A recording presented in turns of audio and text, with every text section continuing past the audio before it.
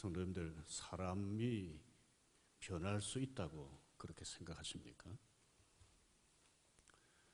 사람의 그 성품, 사람의 말이나 태도 이런 것이 좀 변할 수 있다고 그렇게 보십니까?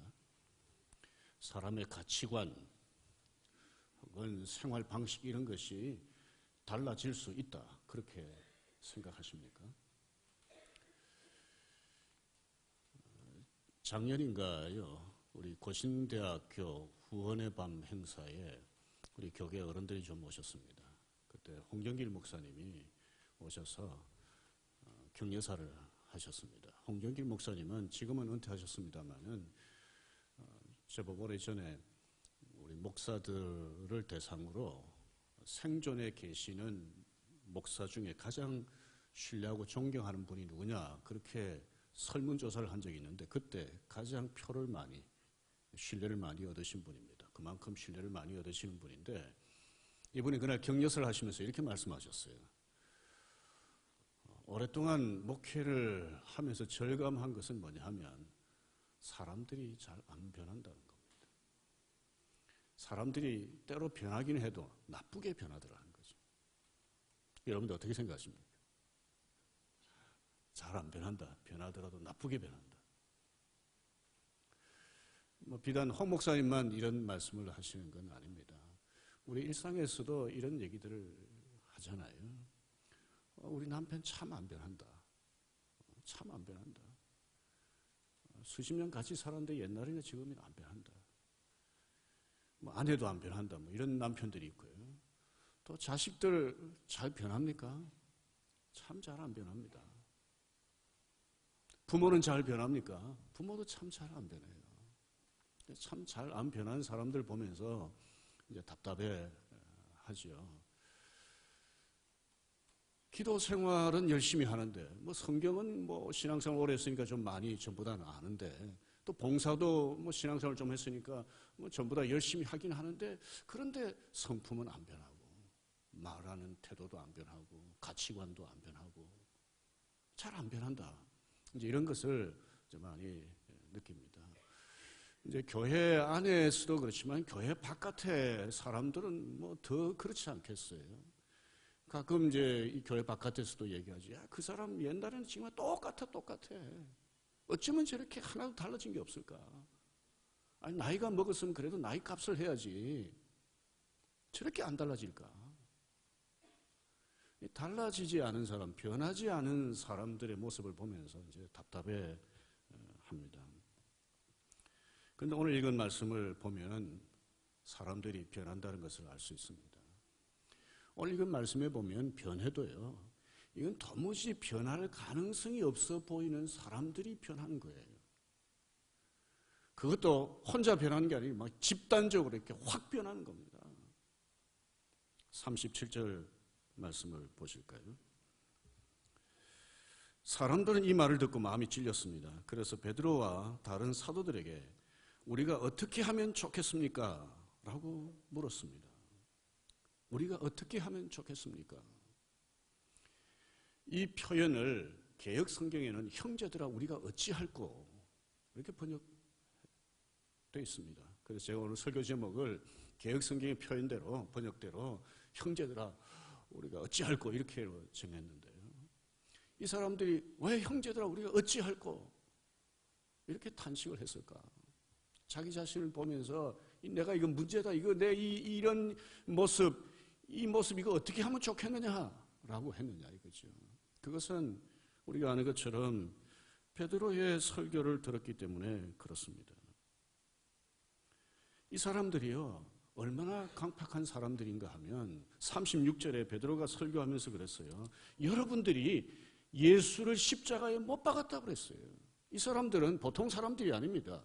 예수를 십자가에 못 박은 사람들이에요. 직접 못을 박지 않았다 하더라도 못 박으라고 소리 지르고 못 박는 일에 동조하고 가담한 사람들입니다. 왜 이랬습니까? 나름대로 확신이 있었어요. 어떤 사람들은 막 이렇게 막 사람들이 하니까 막 휩쓸려서 그랬을지 몰라도 적지 않은 사람들은 확신이 있었어요. 어떤 확신인가 하면 예수는 죽어도 마땅하다는 확신입니다. 이 확신은요, 일종의 신앙적인 확신입니다. 유대인들에게 있어서 예수에 대한 이런 태도, 예수님을 십자가에 못 박으라고 이렇게 소리치고 못 박는 일에 가담한 이런 태도는 신앙적인 확신입니다. 우리 확신이 여러 가지가 있어요. 그냥 자기 확신이 있어요. 자기 어떤 신념 같은 게 있는데, 우리 신앙인들에게 있어서는 뭐 어떤 신앙을 가지고 있든지 신앙적인 확신이 있어요. 다른 확신은 뭐 좀 중간에 양보할 수 있어요. 그런데 더 정말 양보하기 어려운 건 뭐냐면 신앙적인 확신입니다. 뭐냐면 이건 하나님 앞에서 옳다라고 생각하는 거예요. 이거는 교회를 위하는 일이라 이렇게 생각하는 거예요. 이런 확신이 있으면 이 확신을 잘 안 접습니다. 사실 오늘날 뭐 많은 교회들이 분쟁하는 이유 중에 하나가 이런 것이에요. 서로 이건 하나님의 뜻이다라고 이제 주장하면 참 이상하잖아요. 둘 중에 하나는 아닌 게 분명할 텐데 둘 다 그렇게 확신을 가지고 있는 거예요. 둘 다 이건 교회를 위한 것이라 그렇게 생각하는 거예요. 둘 중에 하나는 아닐 거 아니겠어요? 주장이 다르면. 근데 서로 그렇게 이런 확신을 가지고 있으니까 양보를 잘 안 하는 겁니다. 이때 당시에 예수님을 죽였던 사람들은요, 십자가 못 박았던 사람들은 이건 예수는 죽어 마땅한 사람이다, 이런 큰 확신이 있었습니다. 이런 그 확신은 어떻게 보면 굉장히 무지한 거죠. 하나님에 대해서 무지한 것이고 그리스도에 대해서도 무지했고요. 심지어 자기 자신에 대해서도 무지한 거예요. 어떻게 보면 자기가 가지고 있는 확신이 얼마나 잘못된 것인가 하는 것을 알지 못하는 그런 무지가 있는 겁니다.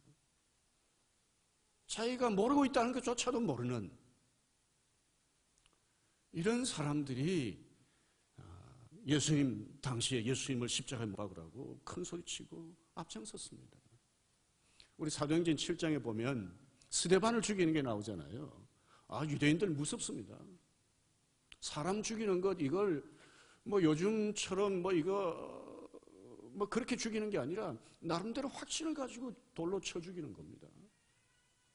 바울도 나중에 보면 사람들한테 뭐 죽임 당할 뻔했잖아요. 그 사람들은 그 사람들 나름대로 어떤 확신을 가지고 있는 거예요.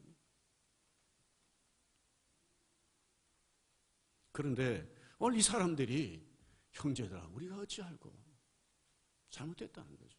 잘못된 걸 깨달은 겁니다. 무슨 말을 베드로로부터 들었기 때문입니까? 17절부터 계속되는 베드로의 설교의 핵심은 여러분들이 십자가에 못 박은 이 예수가 하나님이 보내신 구세주다. 하나님 이분을 다시 살리셨다.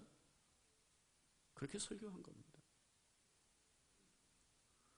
그 설교를 듣고 깨달은 겁니다. 우리가 잘못됐구나. 우리의 그 확신이 얼마나 잘못된 건가 하는 걸 깨달은 겁니다. 두려운 마음으로 탄식을 한 겁니다. 형제들아, 우리가 어찌 알고. 그래서 이런 사람들에게 베드로가 말했습니다. 회개하고 여러분은 각각 예수 그리스도의 이름으로 세례를 받으십시오. 그러면 여러분의 죄는 용서받을 것이며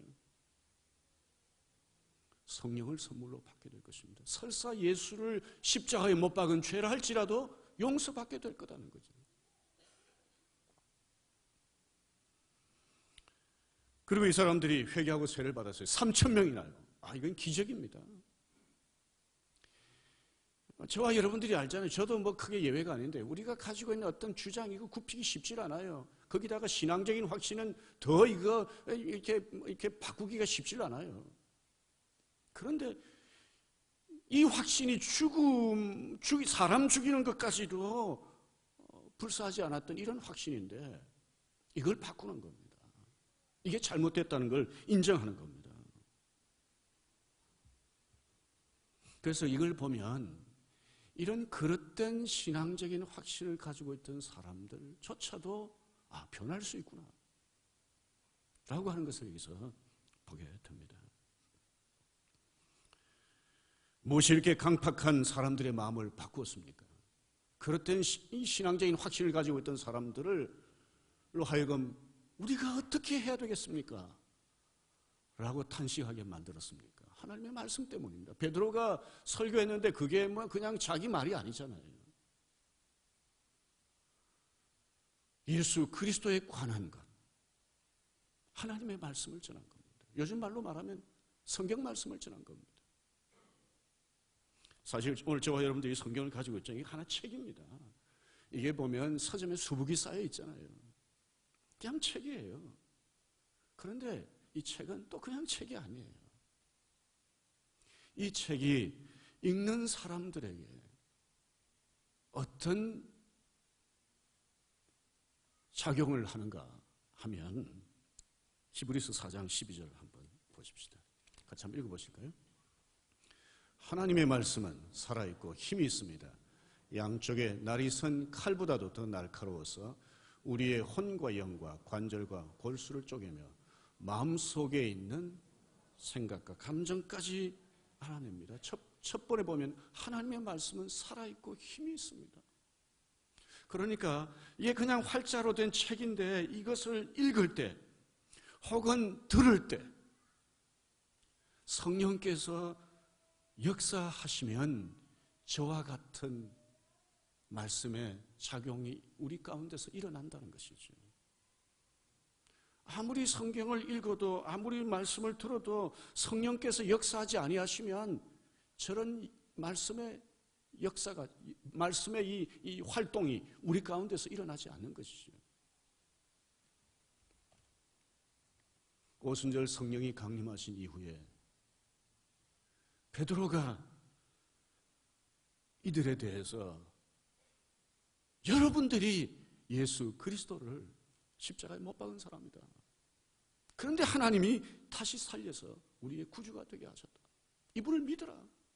용서받고 성령을 선물로 받게 될 거다. 이렇게 할 때 그걸 그대로 받아들인 겁니다. 말씀의 신비한 능력입니다. 은혜입니다. 성령의 놀라운 역사입니다. 손봉호 장로님께서 언젠가 말씀하신 인상적인 말씀을 많은 분들이 기억하실 겁니다. 서울대학에서 오랫동안 철학을 가르치셨잖아요. 손봉호 장로님 철학 강의 듣고 예수 믿고 변화된 사람 한 사람도 없었다고 그랬습니다. 그런데 말씀을 전하니까 사람들이 그 말씀 듣고 예수 믿고 변화되더라는 거죠. 말씀의 능력입니다. 요즘 학교폭력 때문에 많은 사람들이 우려하고 있잖아요. 미국은 우리보다 훨씬 일찍 이 학교폭력 문제 때문에 심각하게 생각한 적이 있습니다. 어느 행가는 이 학생들이 교사를 폭행하고 학생들끼리 서로 폭행하고 해서 100명이나 죽었어요.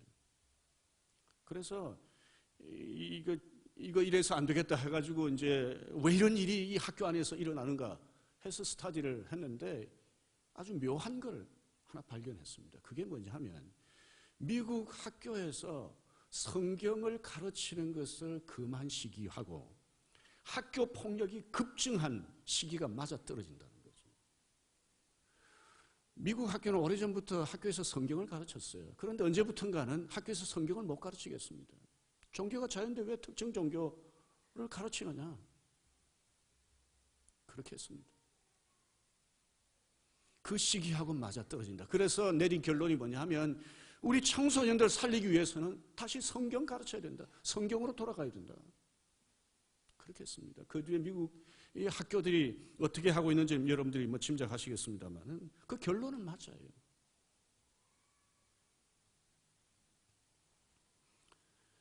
하나님의 말씀이 사람들을 변화시킬 수 있습니다. 성령께서 말씀을 사용하셔서 사람들을 변화시킬 수 있습니다.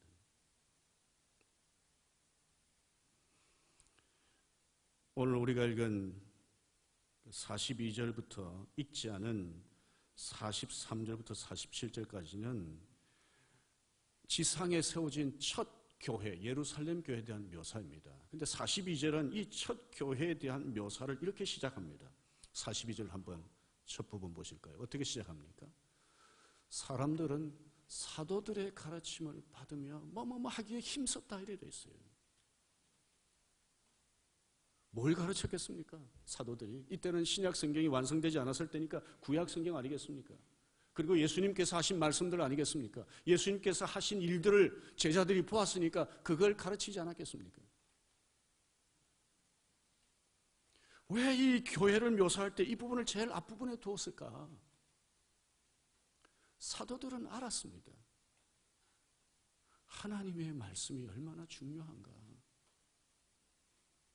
하나님의 말씀이 전해질 때 성령이 역사하시면 어떤 사람들 가운데서 어떤 변화가 일어나는지를 알았습니다. 그래서 이걸 제일 먼저 가르쳤어요. 이걸 여기다 이 부분에 힘을 썼고, 이 부분을 지금 사도행전 2장 42절은 앞부분에 먼저 언급을 했다, 이렇게 봅니다. 실제로 43절 이하에 보면 이렇게 사도들의 가르침을 받은 사람들이 서로 교제하고 빵 나누고 기도하는 데 힘썼다 뿐만 아니라 뒤에 보면 놀라운 일들이 또 일어납니다. 예배하는 일에 힘썼어요. 매일 성전에 모이고 집집마다 돌아가면서 모이고, 그리고 또 하나는 뭐냐면 기독교 역사에 있어서 정말 아주 독특한 재산을 함께 나누어 쓰는 일을 이 사람들이 한 겁니다. 하나님의 말씀을 배우고 하나님의 뜻이 무엇인지를 제대로 안 사람들의 변화입니다. 오늘 저와 여러분들이 재산 나눴습니까? 아니잖아요. 여기 사유재산을 인정하지 않은 것도 아니었어요, 이때 당시에. 근데 이토록 이 사람들은 어떻게 보면 배운 대로 그대로 순종함으로 이것이 실제 인격과 삶 가운데 변화로 나타난 겁니다. 그러니까 오늘날 홍 목사님을 비롯해서 많은 사람들이 변하지 않는다는 게 뭔 말입니까? 열심히 성경 말씀을 듣기는 듣고 읽기는 읽고 배우기는 배워도 공부하기는 해도 그대로 안 한다는 거죠. 안 하니까 변화가 안 일어나는 거죠. 또 바꾸고 말하면 자신은 그런 변화가 필요한 사람이라 생각하지 않은 거죠.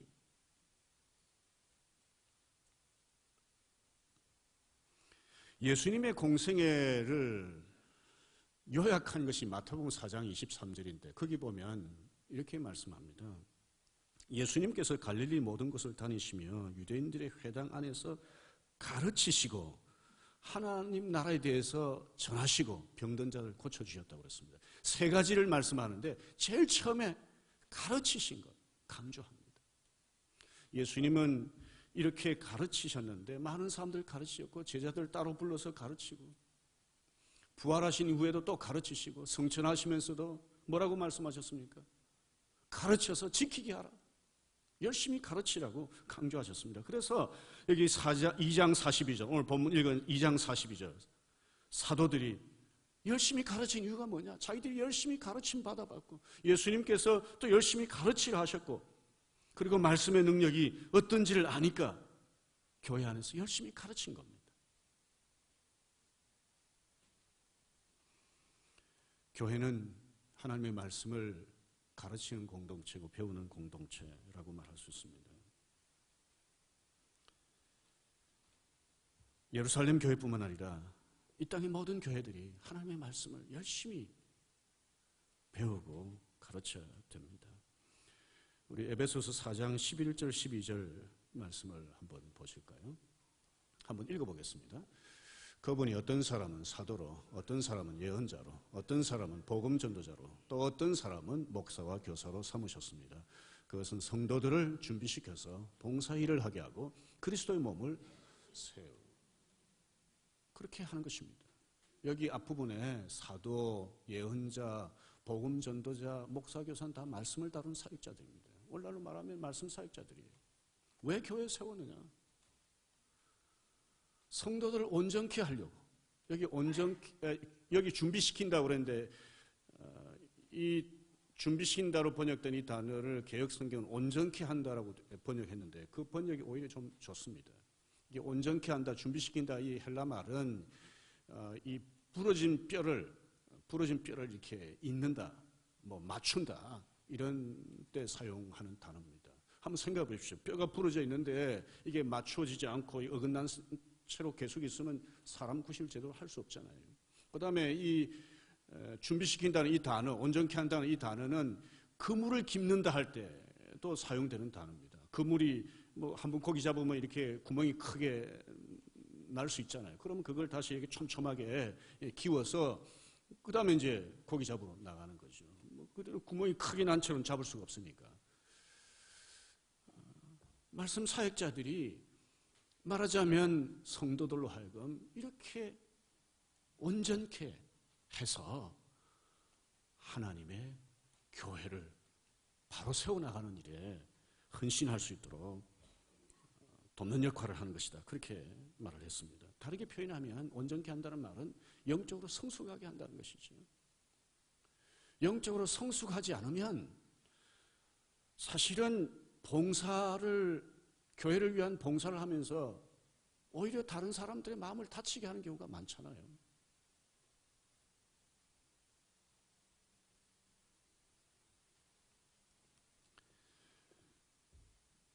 영적으로 성숙하게 하도록 그렇게 하는데 뭘 가지고 영적으로 성숙하게 하느냐? 하나님의 말씀을 가지고 말씀을 가르쳤어.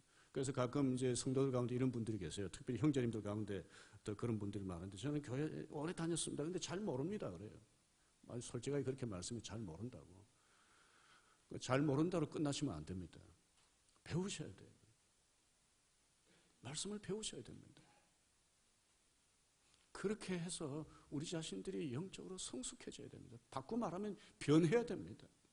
우리 인격이 변하고 우리 말투도 변하고 태도도 변하고 가치관도 변하고 삶의 방식도 변하고 변해야 됩니다. 주님을 닮아가야 됩니다.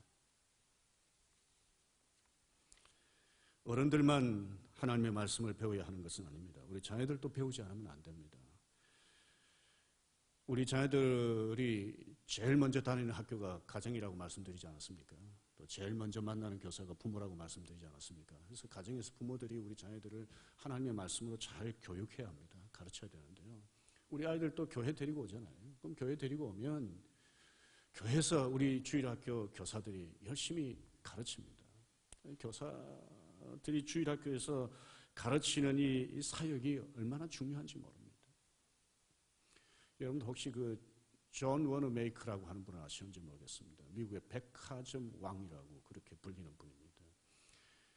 이분이 가난한 청소년 시절 보내고 열심히 일해서 굉장히 큰 부자가 돼서 특별히 백화점 왕으로 불릴 정도로 이제 성공한 사람인데요.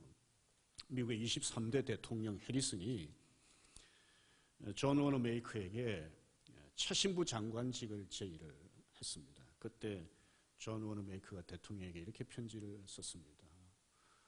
저는 주일학교 교사직을 너무 소중하게 여기고 있습니다. 그런데 만약 장관직을 하느라고 주일학교 교사로 봉사를 할 수 없다면 저는 장관직 할 수 없습니다. 그렇게 했어요. 그때 해리슨 대통령이 존 워너메이커에게 주일학교 교사 해도 좋다고. 그렇게 주일학교 교사직 계속하도록 허용을 해줬어요. 그래서 존 워너메이커가 워싱턴 DC에서 필라델피아 자기 시골 교회로 주말마다 가서 계속해서 아이들을 가르쳤다는 거죠. 하루는 기자가 이렇게 질문했습니다. 존 워너메이커에게. 당신은 장관직과 주일학교 교사직 사이에서 뭐 이런 얘기를 했다고 그러는데 장관직이 교사직보다 못합니까? 그때 존 워너메이커가 이런 말을 했습니다. 주일학교 교사직은 저의 평생 해야 될 본업과 같은 것입니다. 그런데 장관직은 한 1년 하고 말 부업 아닙니까? 다른 기자가 또 이렇게 질문했습니다. 당신이 이렇게 성공적인 인물이 될 수 있었던 비결이 뭡니까? 그리고 당신에게 가장 영향을 끼친 사람이 누굽니까? 그때 존 워너메이커가 이렇게 대답을 했습니다. 저의 중요한 삶의 그 태도는 어릴 때 이제 배운 것들입니다. 그런데 그것들은 주일학교에서 배웠습니다. 그리고 나에게 가장 영향을 미친 분은 주일학교 선생님입니다. 그렇게 대답을 했습니다. 저는 우리 주일학교 아이들 가운데에서도 언젠가 이 존 워너메이커 같은 이런 인터뷰를 하는 인물들이 나오면 참 좋겠어요. 우리 주일학교에서 내 인생의 중요한 것들 배우고 선생님에게서 받은 그 영향이 오늘 지금 나 자신 되겠다 이렇게 할 수 있다면 얼마나 참 놀라운 일이겠습니까? 사람은 참 잘 안 변합니다. 그러나 변할 수 있습니다. 존 워너메이커가 변했던 것처럼 3,000명이 어찌할꼬 그렇게 탄식하면서 한꺼번에 하나님 앞에 돌아와서 세례받고 변했던 것처럼 변할 수 있습니다. 특별히 우리 아이들이 변할 수 있습니다. 우리 아이들 변하지 않은 것 때문에 부모들 가운데는 속 참 끓고 눈물 흘리는 분들이 많이 계실 겁니다. 우리 아이들 변할 수 있습니다. 하나님의 말씀 통해서 변할 수 있습니다. 성령의 역사 가운데 변할 수 있습니다. 우리 아이들이 변하면 우리 아이들이 행복해지지 않겠습니까? 뿐만 아니라 이 아이들이 교회를 바로 세워나갈 겁니다. 더 나아가서 우리 사회도 변혁시켜 나가지 않겠습니까? 혹 이 자리에 주일학교 교사로 봉사하다 그만둔 분들 계실지 모르겠습니다. 좀 교사로 계속 앞으로도 봉사하셨으면 좋겠습니다. 아까 말씀드렸던 존 워너메이커는 67년을 봉사했다고 합니다. 그분이 몇 세에 돌아가셨는지 제가 확인을 못했습니다만 정말 긴 기간 동안 주일학교 교사로 봉사했습니다. 왜냐하면 자기의 그 경험이 있으니까요. 자기가 주일학교 때 경험한 그 놀라운 은혜가 있으니까 주일학교를 소중히 그렇게 한 것이죠. 나 자신이 부족하기 때문에 교사직 계속 감당하지 못하겠다라고 생각하시는 분들 계시면 저는 베드로를 생각하셨으면 좋겠습니다. 베드로는요 정말 남다른 사랑을 예수님께로부터 받았잖아요. 그런데 얼마나 문제가 많은 인물이었습니까? 그런데도 그가 예수님에 의해서 다시 내 양을 치라 라고 하는 말씀을 듣고 순종해서 이렇게 설교하니까 한꺼번에 3,000명이 형제들아 우리가 어찌할꼬 하면서 세례받고 하는 역사가 일어난 것 아닙니까? 만약에 사람이 너무 변하지 않기 때문에 나는 교사직 못하겠다, 나는 목자 못하겠다 이런 분들 계실지 모르겠습니다. 사람 섬기는 거 쉽지 않습니다. 아이들 변하지 않는 것 때문에 참 내가 이 교사직 계속해야 되나? 어떤 데는 저 아이는 우리 반에 없었으면 좋겠다 이렇게 생각하는 교사들도 있을지 모르겠어요. 우리 목자님들 가운데도 보면 몇 년을 했는데도 사람이 안 변하는 거예요. 그래서 저 목은 이제는 저 목은 안 했으면 좋겠다 뭐 이렇게 생각하는 분들도 계시고요. 그런데 변할 수 있습니다. 예수님의 제자들 가운데도 가룟 유다가 있었잖아요. 그 훌륭한 선생님 밑에도 가룟 유다가 있었는데 뭐 안 변한 사람이 있는 거 어떻게 보면 당연하죠. 속썩이는 사람이 있는 거 당연하죠. 그것 때문에 낙심하지 말았으면 좋겠습니다. 낙심하지 말았으면 좋겠습니다.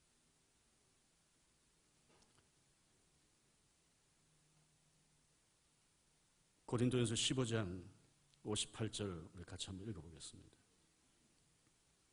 그러므로 나의 사랑하는 성도 여러분 굳게 서서 흔들리지 말고 항상 주님의 일을 위해 자신을 드리십시오. 주님을 위해 일한 여러분의 수고는 결코 헛되지 않은 것임을 기억하시기 바랍니다. 사람 섬기는 건 힘듭니다. 변하면 뭐 정말 신나지요. 잘 변하지 않기 때문에 때로는 나쁘게 변하기 때문에 참 섬기는 게 힘듭니다. 그렇지만 성령이 말씀을 통해서 역사하시면 변하지 않을 사람이 없습니다. 그걸 믿고 사람 섬기는 일을 계속하는 저와 여러분들이 됐으면 좋겠습니다. 특별히 우리 주일학교 교사들을 많이 격려해 주시기 바랍니다. 교사들이 귀한 사역을 잘 감당해서 우리 다음 세대 자녀들이 계속해서 하나님의 나라를 위해서 크게 일할 수 있도록 그렇게 해주셔서 하나님께 영광이 됐으면 좋겠습니다. 같이 기도하겠습니다.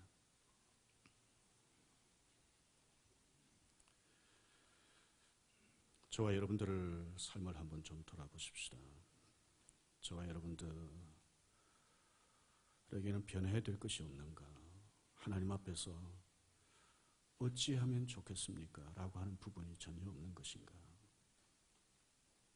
어찌하면 좋을 거라고 이렇게 탄식할 수 있다는 것은 은혜입니다. 이런 것이 우리 삶 가운데 없다면 정말 우리는 말씀과 관계없는 사람일지도 모릅니다. 성령과 관계없는 사람일지도 모릅니다. 하나님 앞에서 내가 어찌 알고 이런 허물을 진작에 알았더라면, 이런 그릇된 확신을 진작에 알았더라면, 이런 못된 성품을 진작에 알았더라면,